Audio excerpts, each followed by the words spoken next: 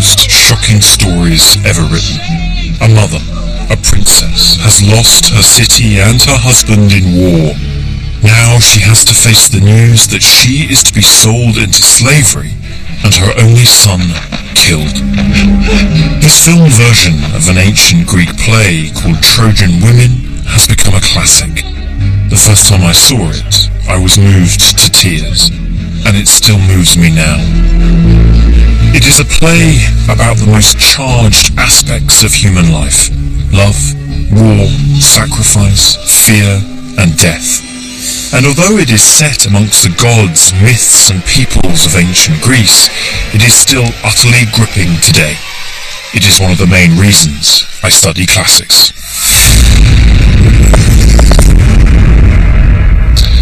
An Athenian called Euripides wrote this play a little under 2,500 years ago.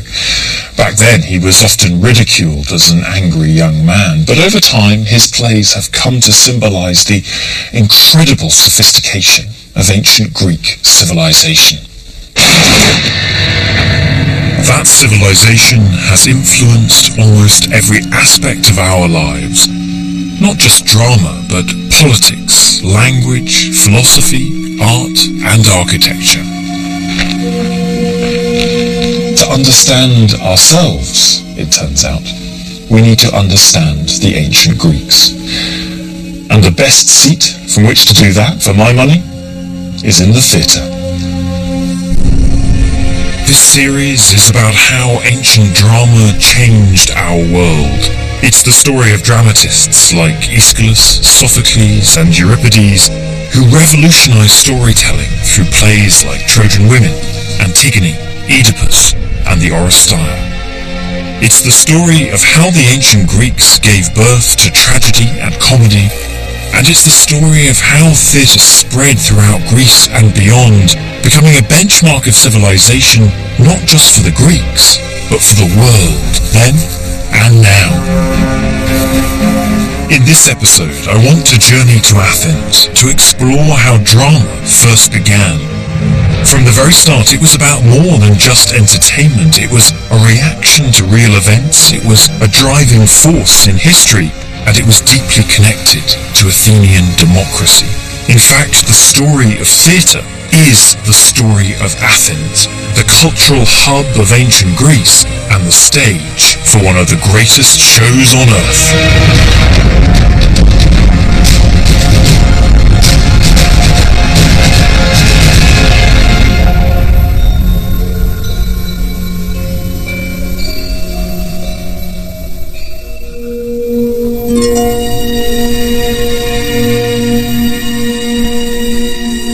The story of drama as we know it begins in a particular place at a particular time.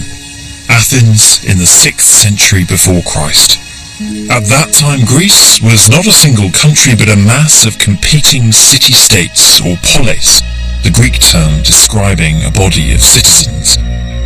But in the late 6th century, the polis of Athens pulled ahead of the others politically, economically, and culturally.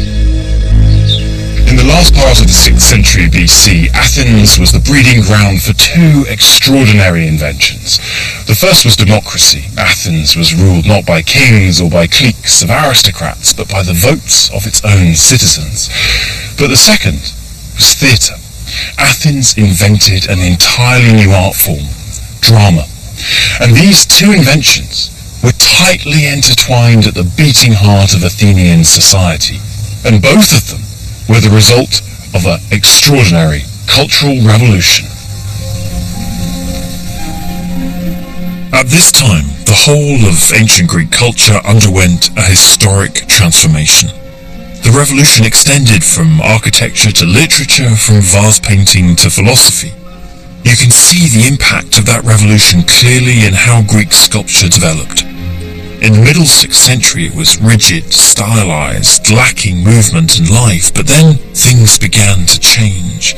By the 5th century, Greek artists began to produce some of the greatest lifelike sculptures ever made. It all amounted not just to a new looking world, but to a whole new view of the world. We call it the classical world. And in this groundbreaking epoch, drama was perhaps the biggest innovation of them all. Tales of love, death and war had always been passed on by storytellers, and epic poems like Homer's Iliad and savage myths had been celebrated in choral dance and song. But the Athenians added actors and invented the idea of performance. These epic stories would now play out not only in the mind, but live on stage. This was more than innovation. This was a revolution. Never before in the Greek tradition that we know of, in the Greek storytelling tradition, were things enacted rather than narrated. So instead of having, and then the king drew his sword and said, instead a person actually draws a sword and speaks.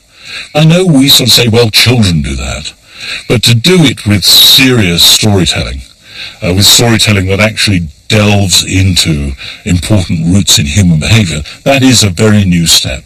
And to have it done in front of you, I think that must have been a very, very startling innovation. Ancient Greek drama looked and sounded very different from drama as we know it today. There were no more than 3 or 4 actors. There was a chorus who interrupted the action with song and dance, and all the performers wore masks. When an actor began to enact rather than narrate, there's a kind of dangerousness about that the actor has to become a woman. The actor has to become a slave. The actor, perhaps even more dangerously, has to become a god. And it's almost as if the mask is a kind of signal of the profession that protects the actor against the danger of doing these things. Black shoot of Atreus, destroyer! The chorus are costumed and masked in an identical or near identical way, and they move and speak as a group. The chorus is not a bunch of individuals. For the Greeks, the chorus was a group, in which, in a sense, they submerge their identity. And what the chorus does is, in its groupness, it tries to make sense of what it's witnessing. They're deeply emotionally involved, and the suffering becomes a song. And the chorus, as a group, with its group response, sings its choral lyrics. You did it, plotted it, you single-handed, the people will stone you. You don't stand a chance! It seems to me that the crucial thing is that it is simultaneously a very strong emotional experience and a very strong thought experience.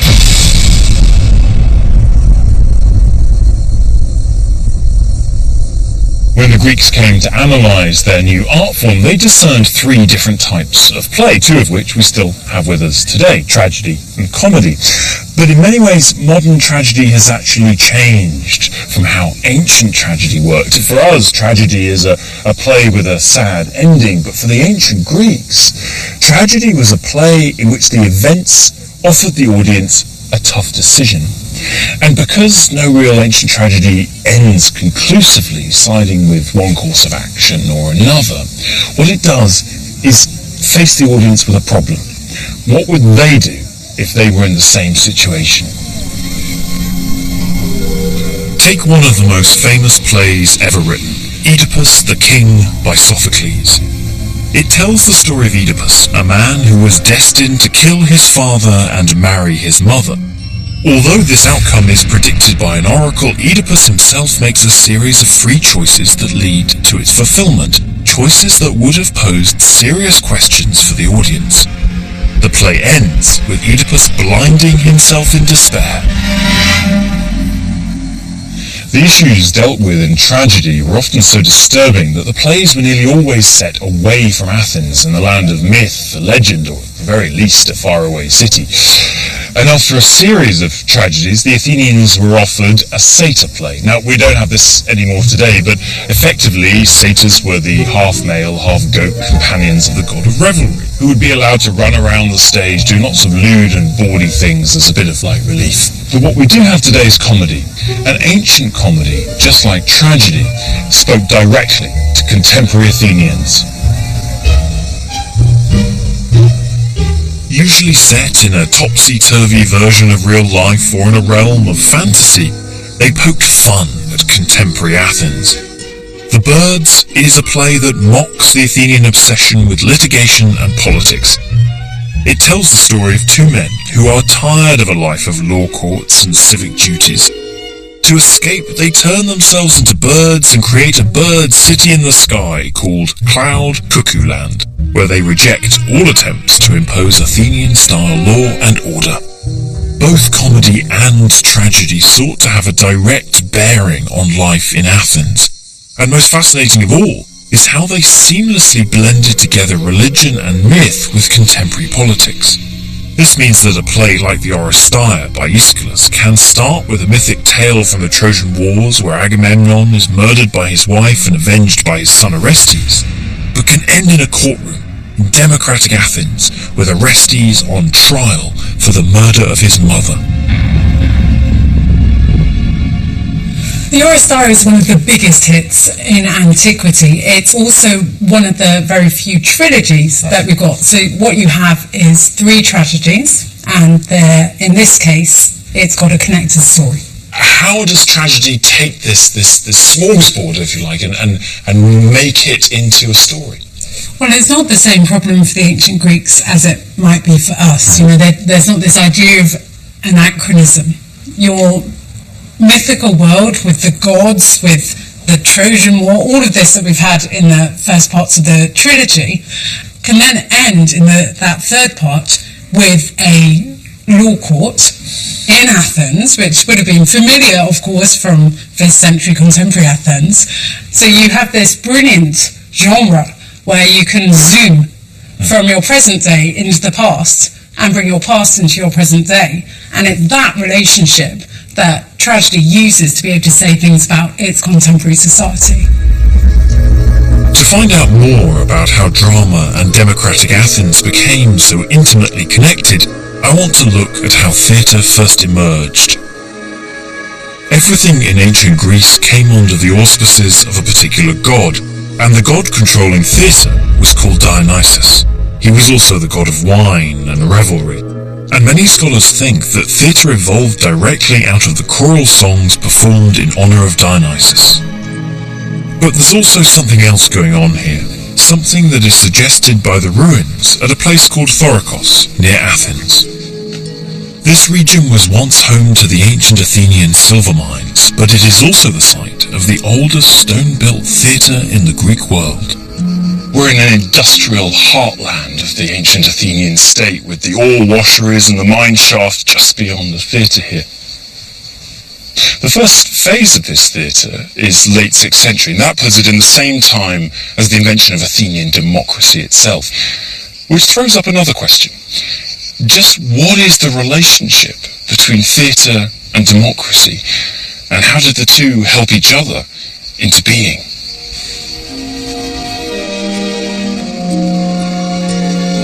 It's a question that has been debated by scholars for centuries. Were theatre and democracy connected from the very start?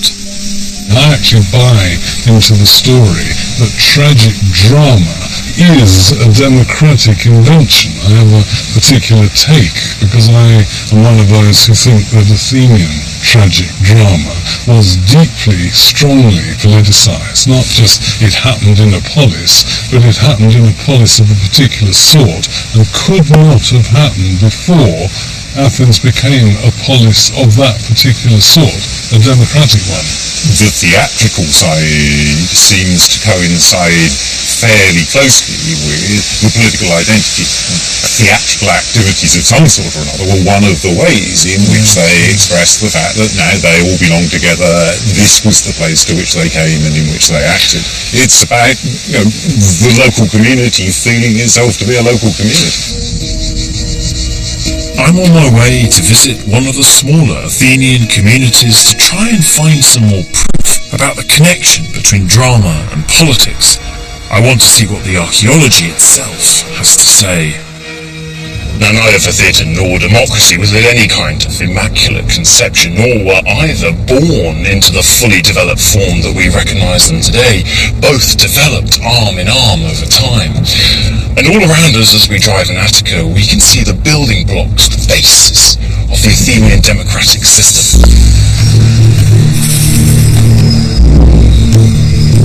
People tend to think of Athenians as city dwellers, but much of the population actually lived in village communities called demes. There were 139 demes making up the Athenian democracy, and each deme governed itself. The deme I'm looking for is one of the remotest. It's called Rhamnous. The people who lived here were mostly farmers, but all the male citizens voted for the council and on local regulations and on bylaws. And right at the heart of the community are the remains of what was once a theatre. This is what I've come looking for on this very hot afternoon. An inscription that shows us democracy at its most local level in operation. Dionysoi to Dionysus, Hupo tis Boulas, from the Boula, the local council controlling this deme here in Attica. And it's to Dionysus because, yes, you guessed it, we're in a theatre, the space of Dionysus, the privileged seats for the distinguished local clientele, and the stage set out before us. Religion, politics, theatre, at democracy's most local level. These theatres really were far more than just places of entertainment. They were places where the whole deme would gather together. No one's going to bother to build a theatre just for a couple of days of drama a year. But the theatres here, at the lowest, most basic level of the Athenian democracy, seem to also have been used as multi-purpose civic spaces, giving them all-year-round potential, not just for drama, but also for democracy and democratic action itself. And that is what the archaeology is really beginning to uncover. Not only the demes, but the deme theatres spreading across all of Attica. The use of theatres for democratic activity seems to have been the case not just in the demes, but in the city of Athens itself. Every year the democratic authorities spent a fortune on the Great Dionysia Festival, a drama competition that took place in the Theatre of Dionysus in honour of the god of theatre. It's through understanding the different stages of this festival that we can get closer to understanding what ancient Athenians experienced when they watched and created drama. The festival began with a procession, a rowdy affair with feasting, drinking, and a great crowd of people parading through the streets with a statue of the god and a small herd of sacrificial animals. When it reached the altar of the 12 Olympian gods in the marketplace, the first thing that happened was a holy dance. The cult of Dionysus is very much psychological thing. Wine was of course very important for Dionysus, everybody knows that. But the thing was that by drinking wine, you were getting closer to the god. And the more wine you drink, the more you step out of yourself and get closer to the god. And that is also what happens when you're dancing, getting outside yourself, so to say. But also by, for example, wearing a mask. The ancient people thought that when you're wearing a mask, you really become someone else. And the Greek word is It's ecstasy. so ek out, stasis of oneself and one's stance. Yes. And that's our ecstasy. It is the ecstasy, yes. Talking about, The ecstasy of the god. yes. The procession then surged through the streets along a route lined with tripods, monuments put up by the proud sponsors of the winning plays. Often politicians, they spent fortunes funding dramatic productions and marked their victories with monuments like this one, put up by a winner from the 4th century BC. So So the drama festival was more than an opportunity for staging plays. It was a chance for the leading figures of Athens to stage their generosity and their success to the whole city. Finally, having wound its way right around the Acropolis, the procession emerged noisily into the precinct of Dionysus. By now, the participants were becoming a single entity. It was a religious but also a political incident, actually. The whole city, so to say, steps towards the god, so in order to worship the god. And they show not only their piety, but also that they belong together. So it's an extraordinary idea, isn't it? That when they take their seats in the theatre, it's no longer, we would say in English, it's no longer Joe Bloggs and somebody, it's no longer the farmer and the individuals, it is a collective of people with a new identity, which is that of worshippers of the god Dionysus. Yes, correct. It's a bit different to going to the theatre today, right? It is indeed. All of this put the audience into a receptive state for the drama competition that was to follow. But first, as they took their seats in the theatre, there was one more important set of rituals to come. The audience was seated here, perhaps in the same groupings as when they went to war. The citizens of Athens who were acting on the stage were acting in the same groups as when they went to war. And in the front seats of the theatre were the reserved seats for those priests of the city and for the important civic officials. And then before the plays began, there were a series of events. First, a libation, an offering to the gods, were poured in the centre of the stage by the generals, the military generals of the city. Then, a parade of tribute of all the money paid by the cities and states of the Athenian Empire to Athens was literally taken across the stage, paraded in front of an audience that contained members from those same cities and states who'd had to pay all that money. Then a list of all those who had benefited the city in some way was read out. And finally, onto the stage were brought the orphans, those whose parents had died fighting for the city in battle, and whom the city would now take on the expenses of bringing up and educating. They came on, dressed themselves in the armour of war, and took their seats, their special seats, here in the theatre. Only then did the plays begin.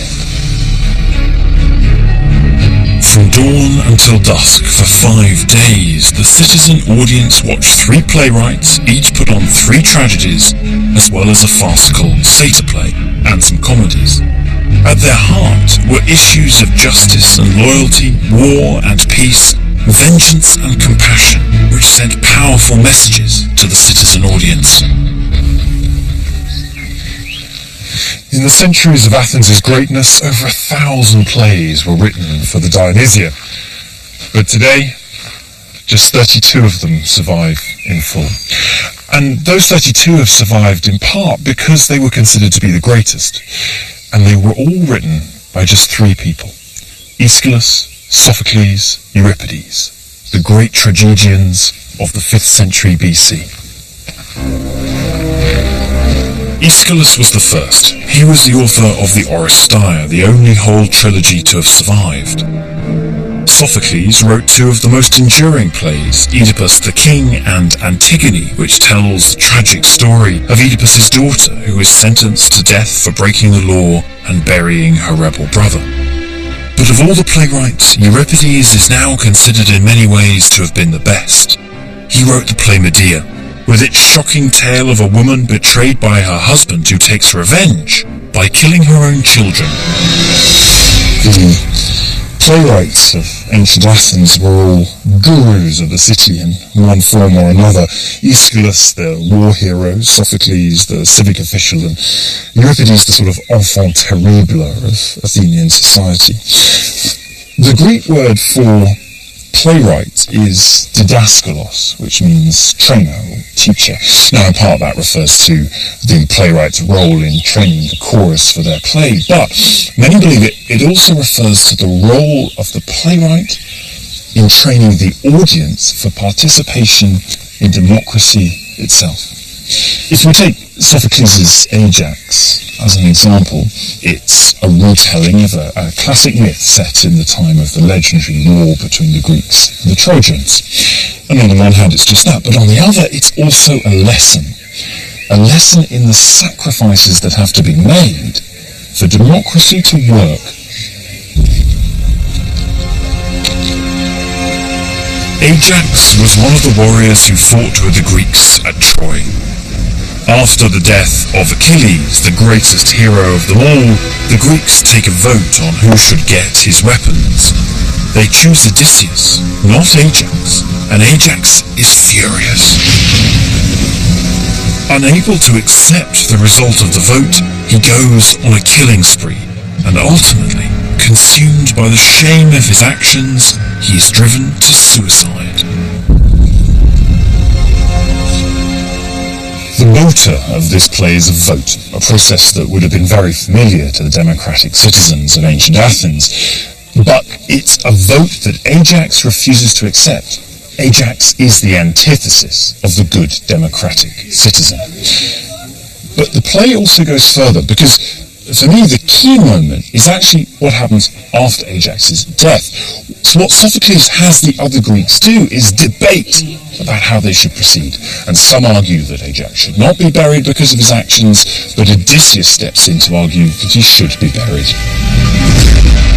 Do not fling his body out unburied, treat it so unfeelingly, and don't let force have such control of you that you allow your hate to trample justice down. For scholars, this is the critical point in the play. There's a real danger in Ajax that because you've got these two extraordinary episodes that are bloody and shocking, you think the play is about those two episodes that are bloody and shocking.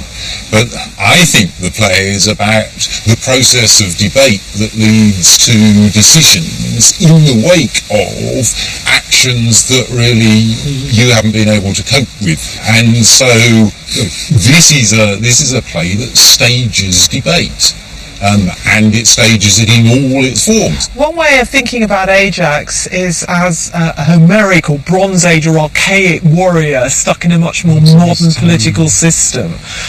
He has values about being an individual and being a hero, not being a cooperative person, that make him very, very difficult, as if individuals can no longer be powerful figures in a democracy. A man out of time, out of place. Yes. So this may be somebody who is hardly a role model citizen, but there are going to be lots of people in Athens who are hardly role model citizens.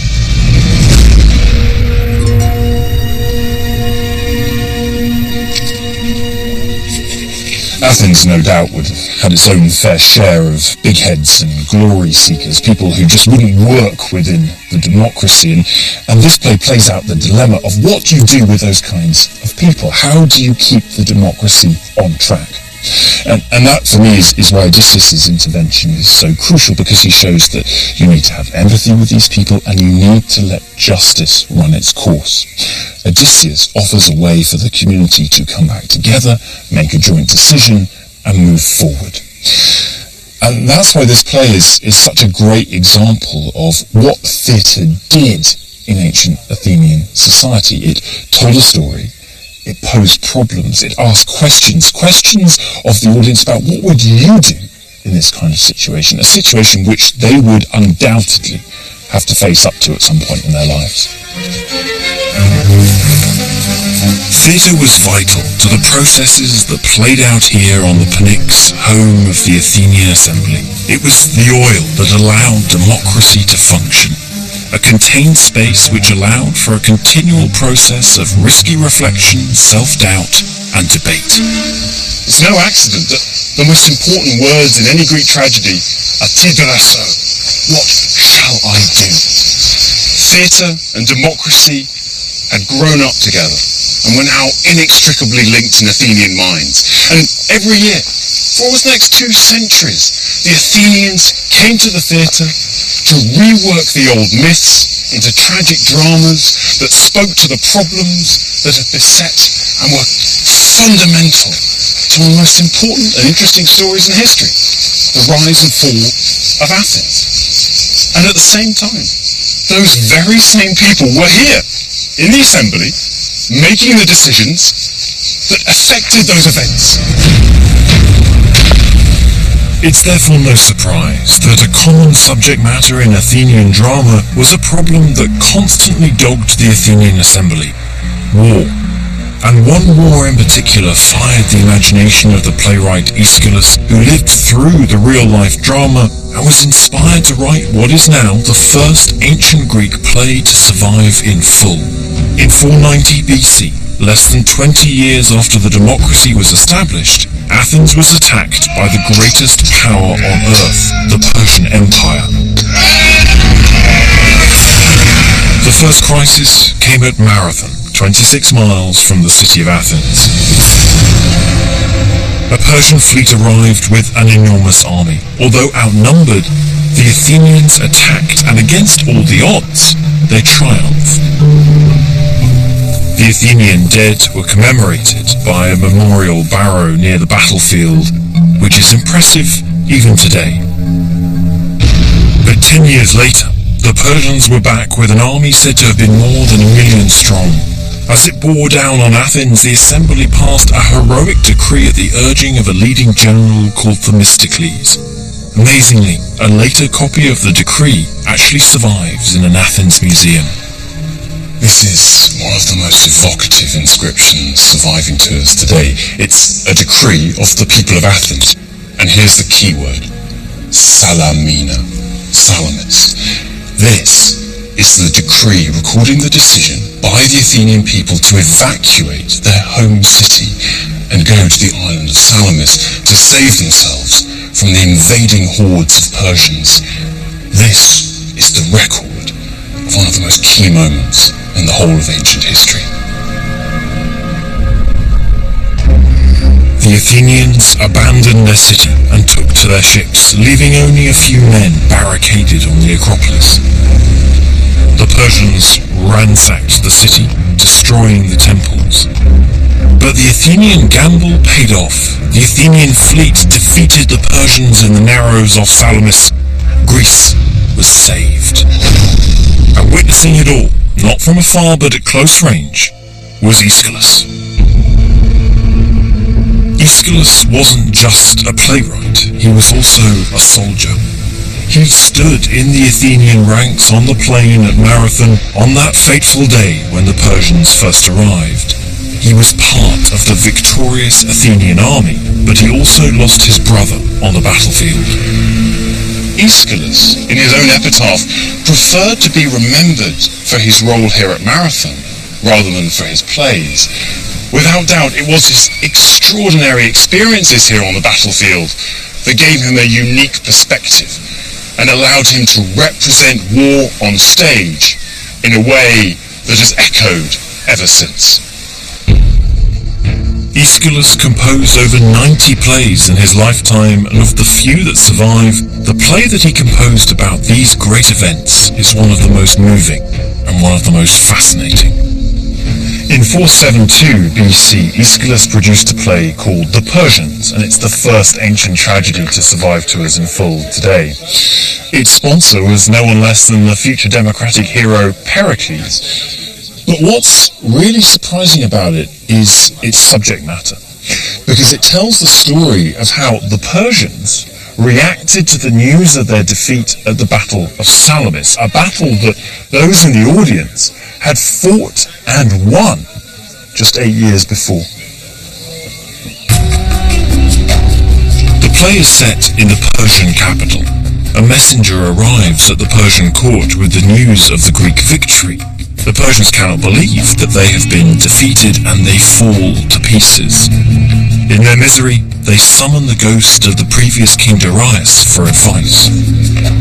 The ghost of Darius tells the Persians that they themselves are to blame for their defeat, because their pride and their ambition has led them to disregard the gods.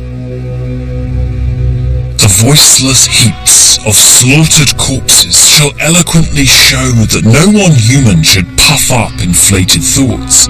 You see how insolence once opened into flower produces fields ripe with calamity and reaps a harvest home of sorrow.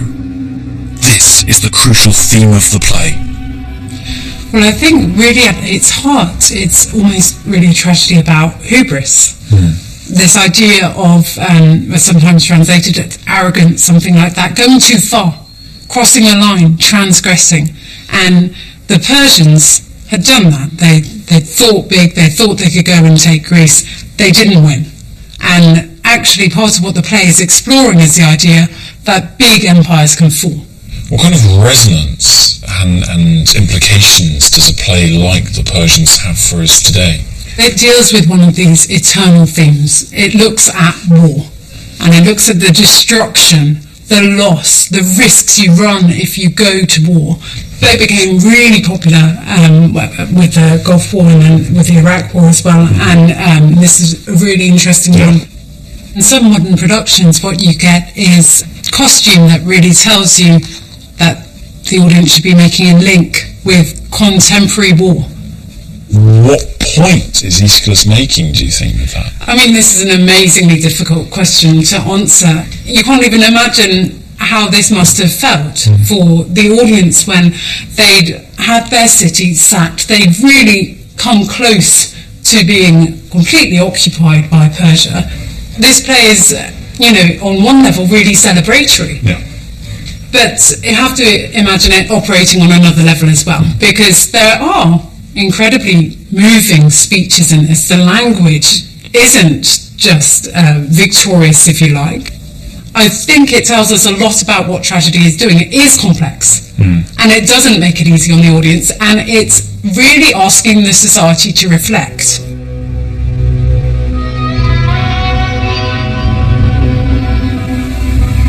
This play for me is both an exception to normal tragedy and a fantastic example of it.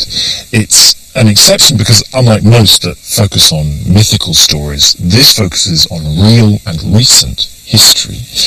But it's a fantastic example of what tragedy does, because it doesn't just allow the Athenians to gloat over their victory.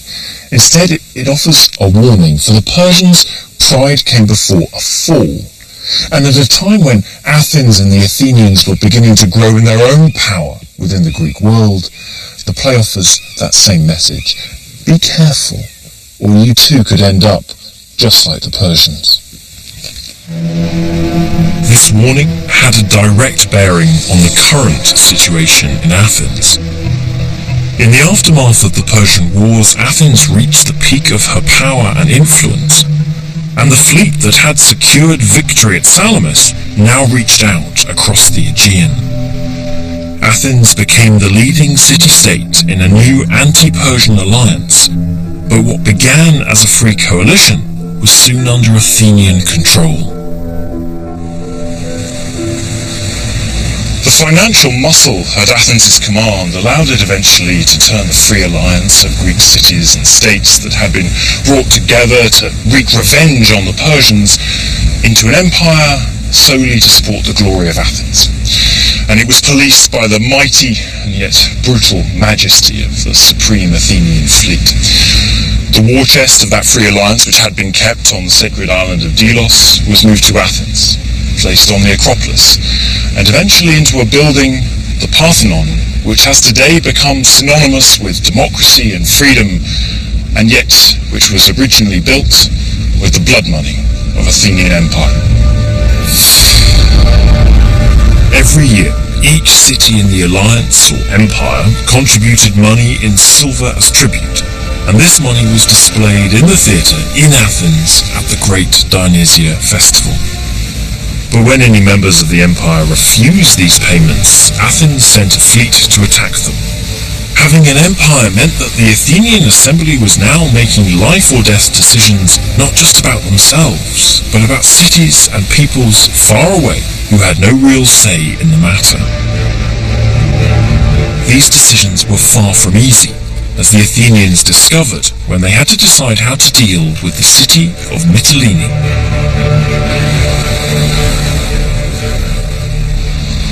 In 428 BC, the city of Mytilene rebelled against the Athenian Empire. The Athenian assembly met to decide how to respond. The hardliners wanted to execute every man and enslave every woman in the city. The moderates just to execute the ringleaders. And on the first day of debate, the Athenian assembly sided with the hardliners. They even dispatched a trireme to Mytilene to carry out those orders. And yet when they met on the second day, the Athenian assembly started to doubt its own decision. And indeed they went on to reverse it, sending a second trireme which got there just in time. Now these events not only brought great relief to the Mytileneans, but it also brought home to the Athenians the critical importance of thinking through properly their decisions before taking action. Dealing with life and death decisions like this had always lain at the heart of Athenian drama, and authors like the prize-winning Sophocles forced the audience to experience vicariously the consequences of sloppy thinking. In 442 BC, Sophocles won yet another victory at the city Dionysia with his play Antigone. Now, Sophocles was a man intensely involved with the affairs of the Athenian state. He had been a general, and he would go on to become one of its closest advisors during its darkest hours in future years. And his play Antigone deals with exactly this kind of thing: how to debate and argue through the difficult and yet critical issues that face a city, and what can happen when it all goes terribly wrong.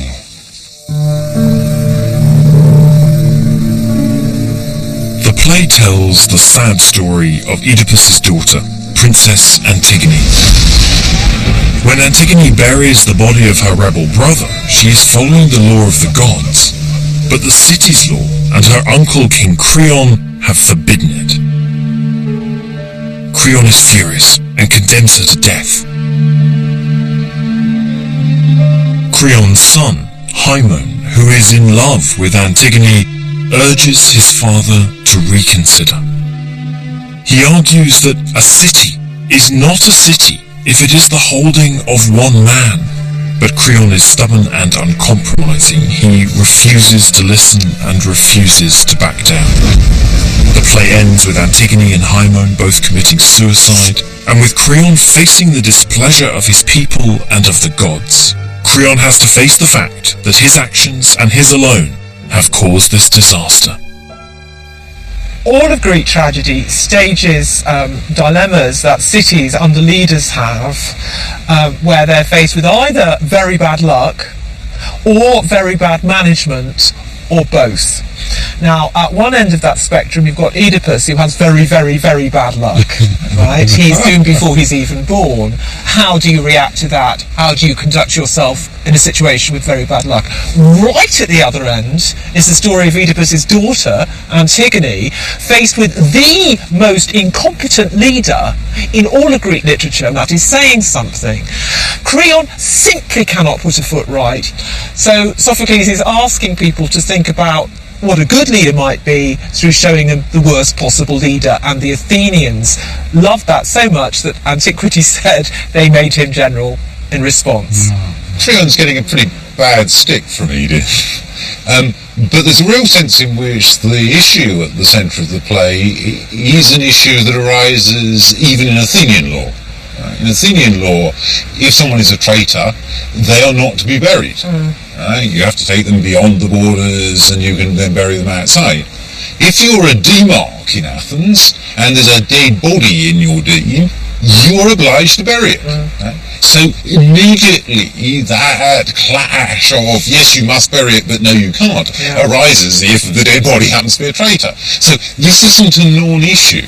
This is a real issue, and Creon may make a complete fist of resolving it, but he makes a fist because there are two diametrically opposed, justifiable views, and you then have to pick your way through this.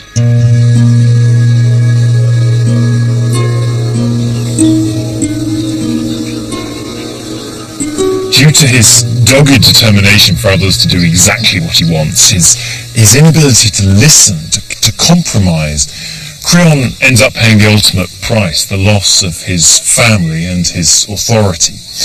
It's a play about listening, debate, compromise, what it takes to be a leader. Those are issues which of course had relevance to the ancient Athenians watching the play, but they're also issues that are relevant to any society at any time.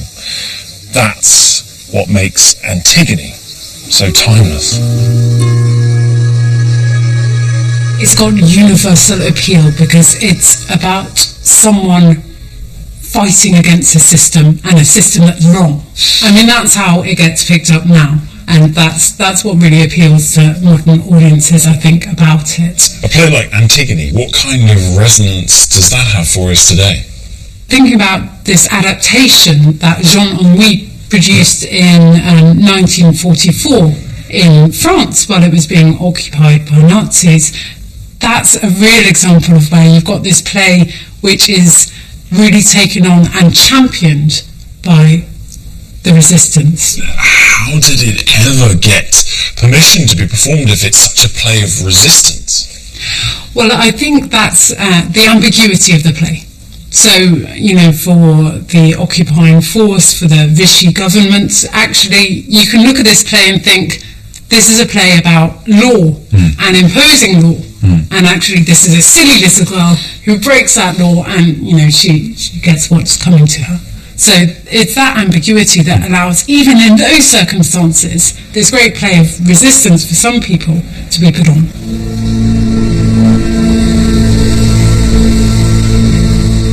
Tragedy was an effective way of engaging with the issues that beset the democracy. But it was not the only way. There was also comedy. Comedy was irreverent, rude and bawdy, and it was also personal, targeting real individuals. And just like today, ordinary Athenians in the marketplace were deeply suspicious of their elected political leaders. Some people, it seems, were just naturally born to successfully navigate the slippery waters of Athenian politics. And one of those guys was a man called Cleon. Cleon was what we'd call today an opportunistic politician. He would be with the aristocrats, or he would be spurring on the lowest of the low of the Athenian citizenry. And the ancient commentators are fairly hard on Cleon, and today we'd probably be a bit more balanced, but without a shadow of a doubt, he would do whatever it took to get whatever he wanted. Naturally, he had his enemies. They accused him of being greedy, not just for power, but for fresh-caught tuna, seen back then as a luxury desired by the rich and anti-democratic. How could the democracy keep people like this in check, while not killing off their energy and enthusiasm that at the end of the day benefited the city? Well, one of the ways they did it was in the theatre, by taking the piss out of them, right in their very face.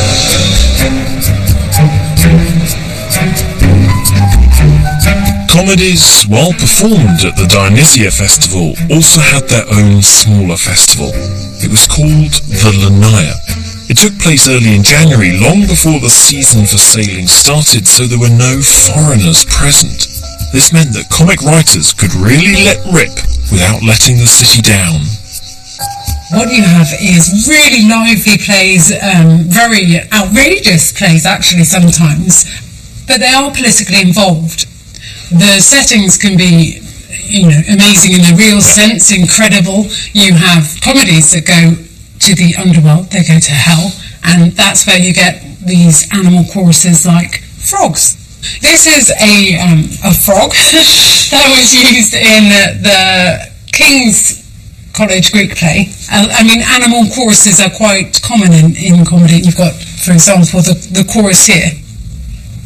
These guys performing and the songs that they get to sing. I mean, this is a great source of comedy. What kind of level of biting satire are we talking about here in ancient comedy? It's extremely personal. There's insults really of quite an infantile nature. You have plays which actually put politicians as one of the characters, very thinly disguised, but they'll be the leading politicians of the day. Their policies will be clear. The way they speak might be parodied. Even the mask can reflect characters from Athenian society. This was the sort of thing that lay in store for ambitious politicians like Cleon. And the man who was the real expert at this was a comic playwright called Aristophanes. And for Aristophanes and Cleon, it was a grudge match. They even came from the same village. In 425 BC, Aristophanes wrote a play called The Knights. It portrays Cleon as a cunning servant working for an old man called Demos. Demos represents the people, and as his crafty servant, Cleon misuses his position for the purposes of extortion and corruption. Yet in the end, it is Demos who has the last laugh. Cleon's corrupt ways are exposed. He loses his position, and he is reduced to selling sausages outside the Athens city gates. Aristophanes didn't pull any punches. This play brings Cleon right back down to earth.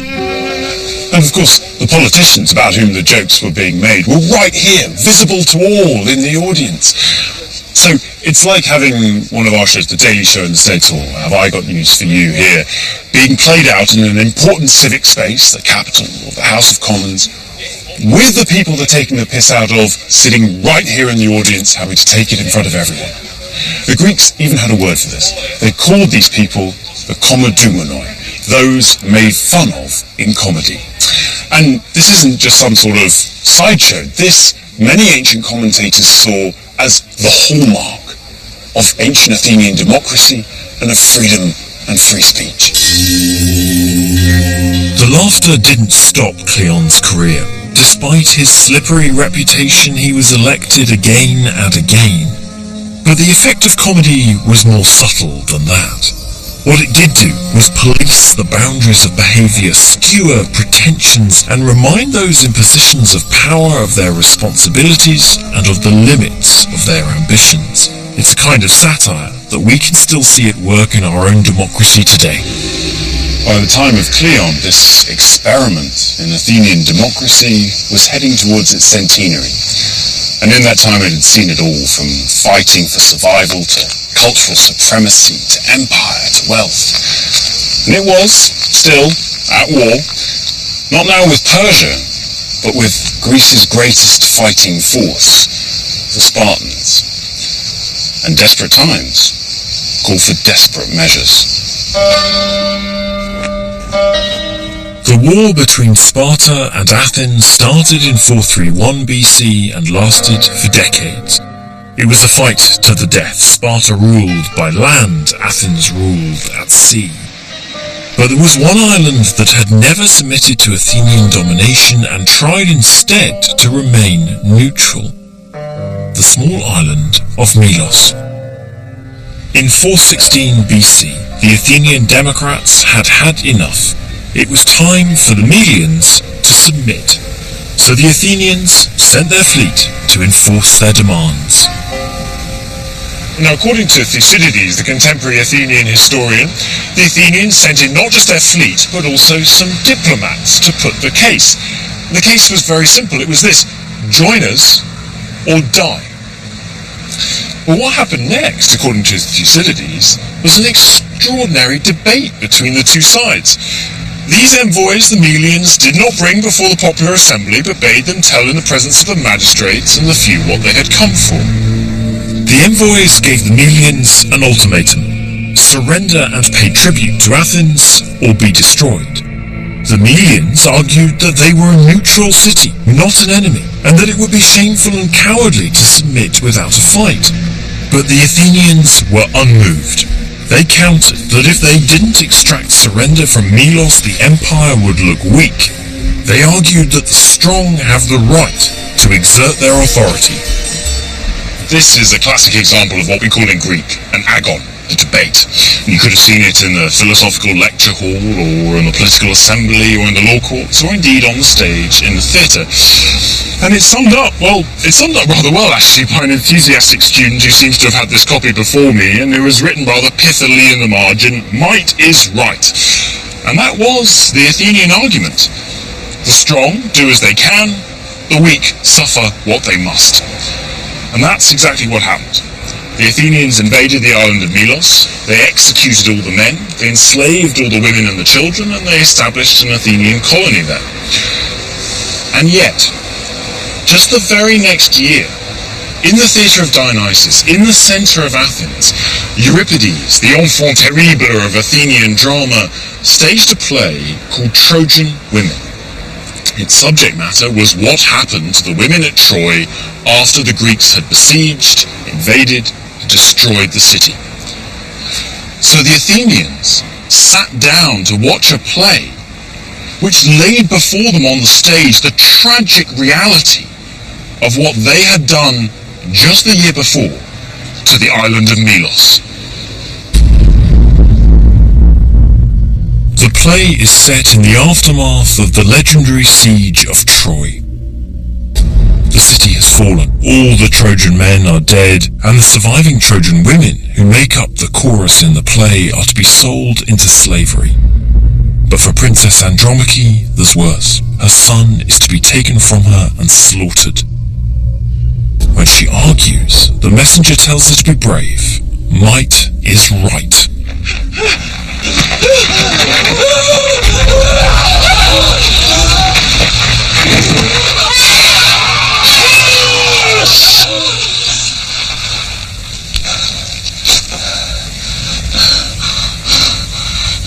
If you say words that make the army angry, the child will have no burial,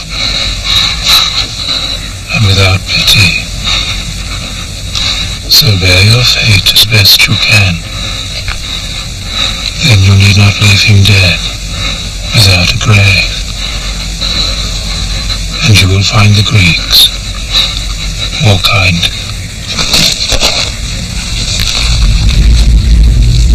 Trojan women may well have spoken to Athenian actions on Melos, but Euripides was also crucially sending abroad a message about the disillusionment that was taking hold in Greece after years of relentless savage war, and the terrible impact that such conflict has on all members of society. Why should we think that what the Athenians did to the Melians would have generated such terrific outrage when the Spartans had done something very similar to the people of Hysiae just a few years earlier? I mean, that's purely historically. On the other hand, the coincidence of date means, it seems to me, that as Euripides is writing this, what is the big campaign that the Athenians are involved in that is going to involve women as slaves of war? Well, it is there is no other campaign going on as Euripides is writing it in the winter of 416-5. But you could have thought it at any time. That's the thing. By 416, 415, I think Euripides really has seen that war as a way of life brings nothing but misery to both victors and vanquished. And from that point of view, if you focus on Melos, you actually miss that point. Exactly. The more you think this is just a sort of, there's been a terrible atrocity. Yes, exactly. The more you miss that this is about the fact that war is irrational and terrible. Euripides is presenting a very a view of all the Greeks as having barbarized themselves during the course of the Peloponnesian War. Euripides was not the only one to despair at the state of affairs in Greece or criticize Athenian behavior. Many in Greece now felt that Athens was guilty of hubris, of overreaching pride, and anyone who had ever seen a Greek tragedy would have been aware of what could happen next. Here at Rhamnus in the 6th century, the people had built a temple to the Greek goddess responsible for punishing those guilty of hubris. She was called Nemesis, a name that comes from the Greek verb nemo, meaning to give what is due. Now, after the Melian atrocity, it seemed like Athenian ambition and pride was beginning to overreach itself. They not only had enemies abroad, they had an increasing number of enemies in Greece, and indeed an increasing number of enemies at home as well, who were beginning to think of democracy as perhaps the immoral inversion of the righteous order. The question was, as the glorious golden age of the 5th century drew to a close, how would theatre and democracy, which had so spectacularly grown up together, survive in a much harsher and more difficult world?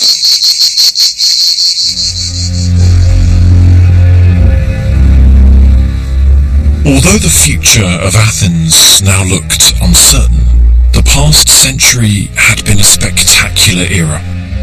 Athens had invented and pioneered an array of things which underpin our own civilization, from classical sculpture and architecture to new directions in philosophy and history. But for me, out of all those legacies, two stand out as the most extraordinary. First, democracy. Athens created the first democratic constitution in history, which has become a beacon across the centuries. And second, at the very same time, Athens invented a powerful and incisive new art form, theatre, an innovation without which, perhaps, that democracy might never have survived. Drama comes from the Greek word dran, to do, to act, to perform. And if there's one thing that's become abundantly clear, it's that theatre was never just mere entertainment, never a passive spectator. It was a performer in Athens' story in the ancient world. From tragedy making our most important beliefs uncomfortable, to comedy questioning and policing citizenship and keeping people in check, theatre was an institution that plugged into religious, civic, political and military aspects of ancient Athenian society. It was an extraordinary and an extraordinarily uncomfortable, risky and yet essential part of Athenian life. Join the Open University as we explore the connections between Greek theatre and modern-day democracy. Go to bbc.co.uk/ancient Greece and follow the links to the Open University's free learning website.